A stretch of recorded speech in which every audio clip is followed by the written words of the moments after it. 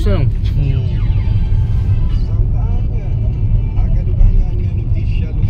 Pag mga training. Bago.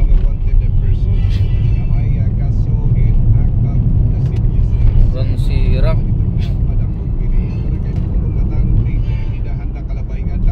Naaresto at suspetsyado ang mga tinaglawas ng First Leyte Provincial Mobile Force Company kaupod ang Matalo Municipal Police Station. Habisahan warrant of arrest para kaso nga acts of lasciviousness nga may iginre-rekomendar nga piyansa nga 200,000 ka pesos. Ang akusado ginadala ang Matalong Municipal Police Station para katubangon ang iya kaso. Samtang halain naman nga balitang lokal, voluntaryo nga sumurrender ha gobyerno an usa nga miyembro han underground mass organization ha barangay Maduroto, Matuginaw, Samar han nakalabay nga Biyernes. Ang pagbalik loob ang nasabi nga surrendery resulta naging malinang puso nga panawagan nga pakikig negosasyon aton mga tinaglawas sa Matuginaw Municipal Police Station. Samtang nakakarawat naman ang anay rebelde in financial nga bully tikang ka mga kapulisan. Pagkailangan ato na ang surrendery kustudiya iton Matuginaw EPS para pagpasilitar ang iya posible nga pag-enroll na programa ng gobyerno nga Enhanced Comprehensive Local Integration Program o kon ICLEP.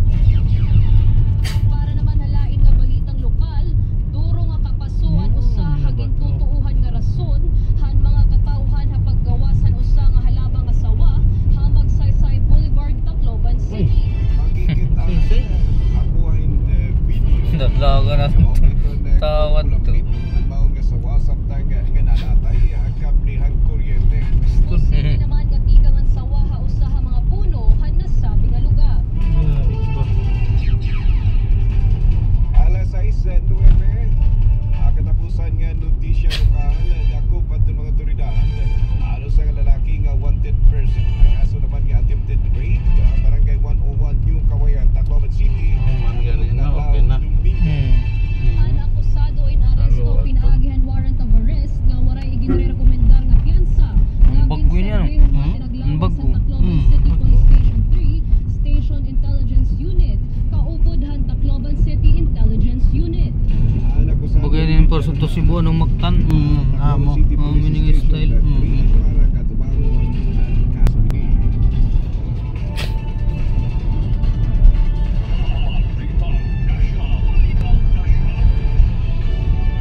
Samtang ato naman na balitan nasyonal nga doon tayo itong klinika D3 Luwag ano?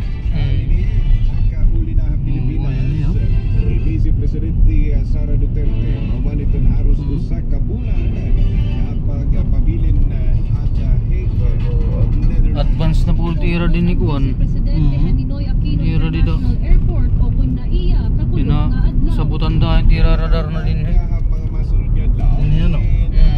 magpapagawas in pahayag hi BP Sara may pera nga mga importante nga magraw o isog nga iya ginakatubang.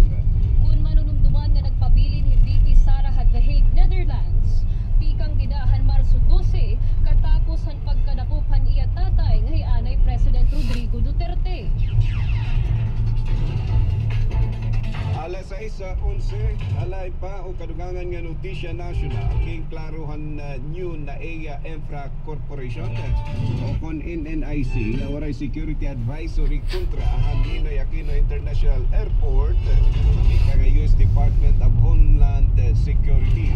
Tiniin mahuman nga nagsara nga social media ang mga hulagwayhan ginaaligar nga security advisory nga nahibaruan nga iniindaan na nga advisory. Abiso naman ege pahayagan na buhatan aton na kung nga nakipagsumpayan nini US Transportation Security Administration kaliging kumpirma kawaray travel advisory yan na iya.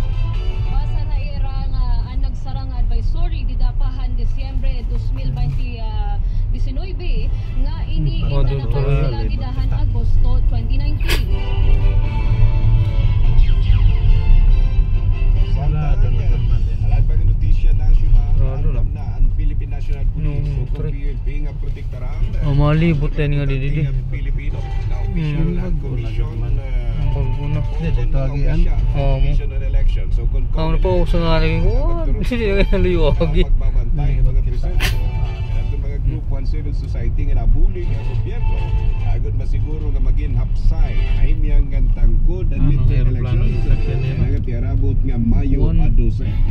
Sumalakan PNP Chief Pero mo Police na to. General Mo Ronald na Francisco to. Marbil ang kaandaman ng kapulisan Pwede na nga kita gamito ng ira resources in agud masiguro nga ang mga Pilipino in makakabutos nga waray kahadlok partikular na ha mga lugar nga natudlok ko hotspot area.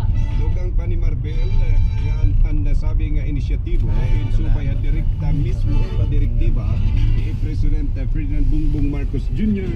nga siguraduhon nga mahimyang ang midterm elections na binahabang sa Moro Autonomous Region in Muslim Mindanao yan hapagkana in nakaka-experiensya Pero in amo mga na, no, krimen nga may eh. kalabutan happy nili ay Manunumduman naging tudlok han Department of the